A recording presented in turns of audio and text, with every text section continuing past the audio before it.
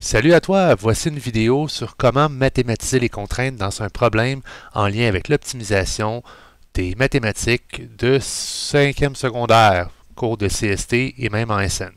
Alors ici, je me trouve à avoir un petit problème où on a des questions en lien avec le problème, où on doit mathématiser des contraintes.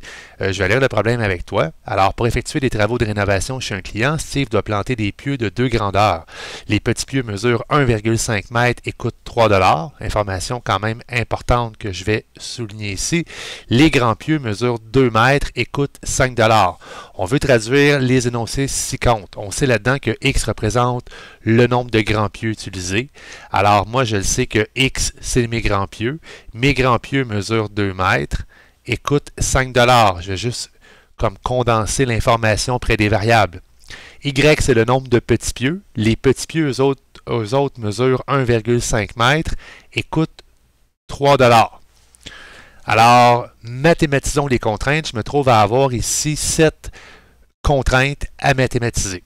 Donc, mathématiser, c'est de transformer une phrase en une équation. Alors, la première phrase, ça dit qu'il doit y avoir au moins 10 petits pieux.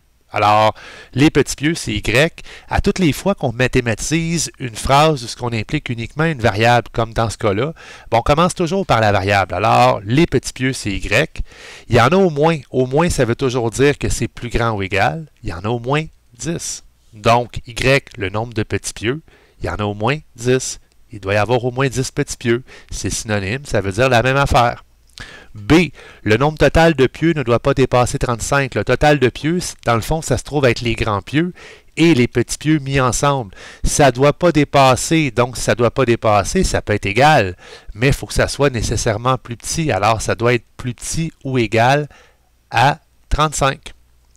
Troisième phrase, le prix des pieux doit être inférieur à 120 $. Alors, le prix des pieux, c'est l'argent, c'est combien ça vaut les pieux mis ensemble. Alors, on parle ici des grands pieux additionnés avec les petits pieux. Ça doit être inférieur. Inférieur, c'est plus petit que 120.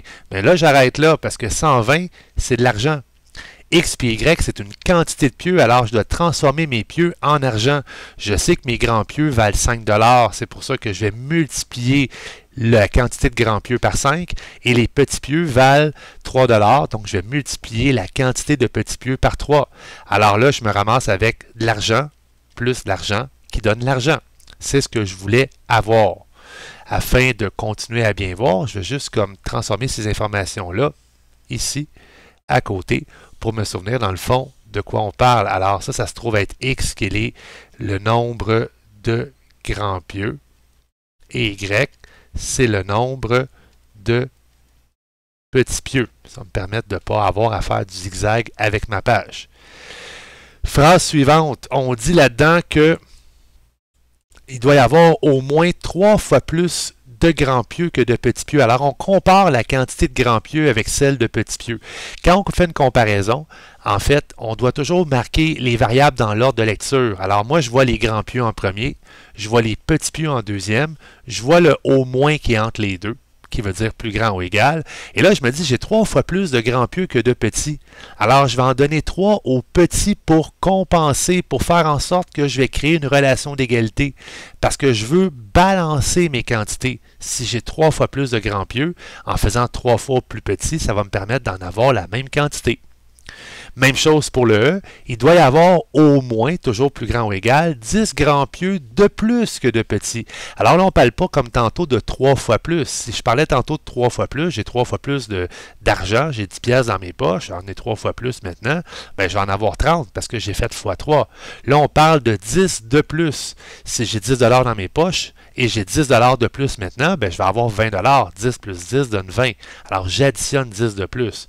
Alors, on compare encore une fois les grands pieux avec les petits, j'ai un au moins, et là j'en ai 10 grands pieux de plus. Alors le 10, je vais le mettre où ce qu'il y en a le moins. Ou je pourrais tout simplement enlever aux grands pieux les 10 pieux pour balancer, pour en avoir la même quantité. Les deux réponses sont bonnes. F, la longueur totale des pieux à utiliser ne doit pas dépasser 40 mètres. Alors, encore une fois, on parle des deux pieux ensemble, les grands et les petits. Alors, les grands plus les petits, ça ne doit pas dépasser. donc ça ne dépasse pas c'est plus petit ou égal à 40. Et dans ce cas-là, ben là, je me dis, hey, ça c'est des mètres, mais ici c'est des pieux, alors je dois transformer mes pieux en mètres. Alors mes grands pieux mesurent 2 mètres, mes petits pieux mesurent 1,5 mètres, et là, j'ai des mètres plus des mètres qui donnent des mètres. Tout va bien. Dernière phrase, il devrait y avoir au moins autant de petits pieux que de grands pieux. Alors le au moins plus grand ou égal, le autant veut dire que ça pourrait être tout simplement la même quantité. Donc, je n'aurai pas de comparaison à savoir qui en a le plus, j'en ai autant. Mais dans l'ordre des choses, je vois les petits pieux en premier, les grands pieux en deuxième. Tu sais, il faut faire attention quand on lit les phrases en une équation parce que on a les petits bouts de phrases, moi j'appelle ça comme les moteurs de liaison, comme on vient de voir justement le fameux au moins. Le au moins signifie toujours plus grand ou égal, tandis que son opposé, qui est le au plus, signifie toujours plus petit ou égal. On a des synonymes à au moins qui est dans le fond au minimum, qui veut dire aussi plus grand ou égal. Donc, au moins, au minimum, ça va ensemble, mais au maximum, quand tu arrives au maximum, ça veut dire ça ne peut pas dépasser. C'est plus petit ou égal, c'est la même chose qu'au plus. Et là, des fois, tu vas avoir juste plus grand que, qui signifie que c'est plus grand seulement, plus petit que, ou strictement plus petit, ça veut dire dans le fond que c'est plus petit. Tu peux avoir aussi des négations là-dedans, donc tu pourrais dire, comme tantôt on a vu, ne doit pas dépasser, donc il y a un ne pas. Là-dedans, il faut faire attention parce que si ça dépasse, c'est plus grand, mais si ça ne dépasse pas, ça peut être égal, mais c'est plus petit.